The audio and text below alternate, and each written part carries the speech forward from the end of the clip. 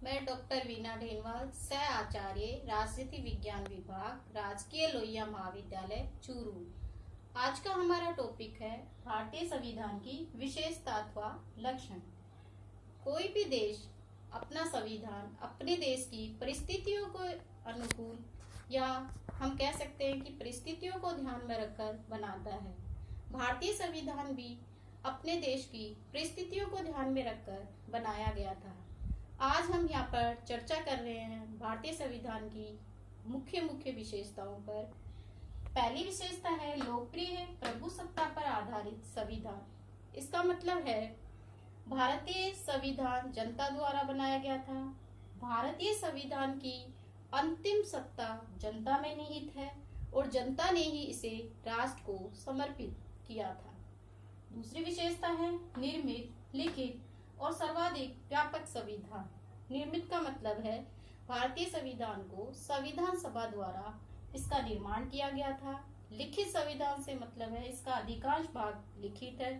सर्वाधिक व्यापक संविधान से मतलब है भारतीय संविधान में 395 अनुच्छेद और 12 अनुसूचियां हैं, जो विश्व के जितने भी संविधान हैं उनमें से सबसे व्यापक संविधान है। जैसे हम देखते हैं कि अमेरिका के संविधान में केवल 7 अनुच्छेद ही है, कनाडा के संविधान में केवल 147 अनुच्छेद है, दक्षिण अफ्रीका के संविधान में 153 अनुच्छेद है, ऑस्ट्रेलिया के संविधान में 128 अनुच्छेद ही है।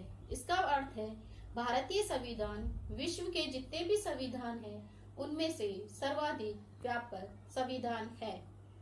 संपूर्ण प्रभुत्व संपन्न लोकतांत्रिक गणराज्य से मतलब है भारत आंतरिक और बाह्य रूप से किसी विदेशी सत्ता के नियंत्रण में नहीं है। वो अंतर्राष्ट्रीय संधि और समझौता करने के लिए आंतरिक और बाह्य रूप से पूरी तरह स्वतंत्र है।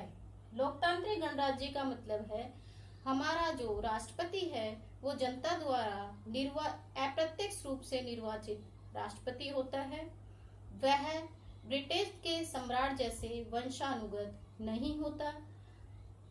धर्मनिरपेक्ष पथ निरपेक्ष राज्य से मतलब है 42वें संवैधानिक संशोधन द्वारा भारतीय संविधान में धर्मनिरपेक्ष शब्द को जोड़ा गया। इसका अर्थ है राज्य के लिए सारे धर्म बराबर है अथवा सम्मान है। राज्य किसी एक विशेष धर्म को संरक्षण प्रदान नहीं करता। कठोर और लचीले संविधान का समन्वय। हमारे भारत में कुछ अनुच्छेद ऐसे हैं जिसमें साधारण बहुमत से ही संशोधन कर दिया जाता है।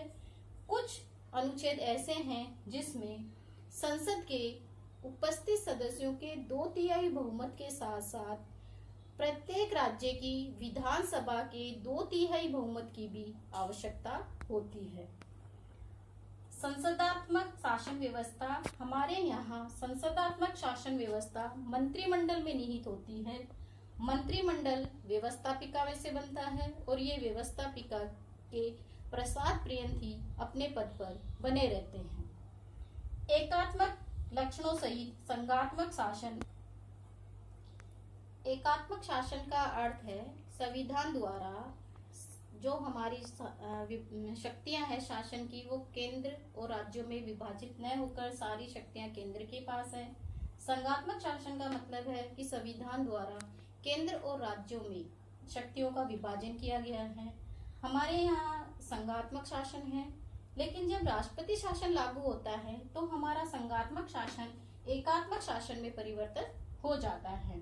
हमारे कुछ लक्षण एकात्मक शासन के भी पाए जाते हैं, जैसे इकहरी नागरिकता आदि, संसदीय प्रभुसत्ता तथा न्यायिक सर्वोच्चता में समन्वय। हमारे यहाँ संसद कोई भी कानून बनाती है, वो कानून संविधान के अनुसार है या नहीं है, ये शक्ति न्यायालय को दी गई है। अगर संसद कोई कानून बनाती है वो संविधान के अनुकूल नहीं है तो न्यायालय उसको अवैध घोषित कर सकती है। तो हमारे यहाँ संसद सर्वोच्च है, उसके साथ साथ न्यायालय की सर्वोच्चता दोनों में समन्वय स्थापित किया गया है भारतीय संविधान में। मौलिक अधिकार व मूल कर्तव्य। संविधान के अध्ययन 3 में भारतीय नागरिकों को 6 मौलिक अधिकार प्रदान किए गए हैं। भारतीय संविधान में मूल कर्तव्य भी प्रदान किए गए हैं नागरिकों को, जो कि 10 प्राप्त हैं। राज्य की नीति के निदेशक तत्व भारतीय संविधान में आयरलैंड के संविधान से नीति निदेशक तत्वों को लिए गए हैं और ये भारतीय संविधान के अध्ययन 4 में उपलब्ध हैं। नीति निदेशक तत्वों के पीछे कोई वैधानिक शक्ति प्राप्त नहीं है, लेकिन इनके पीछे राजनीतिक शक्ति प्राप्त है और ये लोक कल्याणकारी राज्य के लिए एक आदर्श है। स्वतंत्र न्यायपालिका और अन्य स्वतंत्र अभिकरण। हमारे भारतीय संविधान में न्यायपालिका को स्वतंत्र रखा गया है ताकि वो अपना निर्णय स्वतंत्र रूप से दे सके, किसी दबाव में आकर अपना निर्णय न दे। इसके साथ साथ ही अन्य स्वतंत्र अभिकरणों की स्थापना भी की गई है, जैसे निर्वाचन आयोग, संघ लोक सेवा आयोग आदि। सांप्रदायिक प्रतिनिधित्व का अंत और व्यवस्थित मताधिकार। हमारे यहाँ 1909 में जो सांप्रदायिक पद्धति थी, जो धर्म के आधार पर चुनाव होते थे, उनका अंत कर हमारे यहाँ व्यवस्थित मताधिकार का प्रारंभ किया गया। और व्यवस्थित मताधिकार का मतलब है 18 साल का कोई भी नागरिक अपने मत का प्रयोग कर सकता है। एकल नागरिकता। हमारे यहाँ संघात्मक शासन होते हुए भी व्यक्तियों को एक ही नागरिकता प्राप्त है और वो है केवल केंद्र की। राज्यों की नागरिकता व्यक्ति को प्राप्त नहीं है। अल्पसंख्यक तथा पिछड़े हुए वर्गों के कल्याण की विशेष व्यवस्था। भारतीय संविधान में जो संख्या में कम है और जो सामाजिक रूप से पिछड़े हुए हैं, उनके विकास के लिए अलग से व्यवस्था की गई है। सामाजिक समानता की स्थापना। हमारे यहाँ प्रत्येक व्यक्ति को सामाजिक रूप से सम्मान समझा गया है। जाति, वर्ण, लिंग आदि के आधार पर कोई भेदभाव नहीं किया गया है और अनुच्छेद 17 के अनुसार अस्पृश्यता एक कानूनी अपराध घोषित किया गया है। कल्याणकारी राज्य की स्थापना का आदर्श। भारतीय संविधान में नीति निदेशक तत्वों को महत्व देकर हमारे यहाँ कल्याणकारी राज्य की स्थापना की गई है और ये नीति निदेशक तत्व ही कल्याणकारी राज्य के आदर्श हैं। एक राष्ट्रभाषा की व्यवस्था।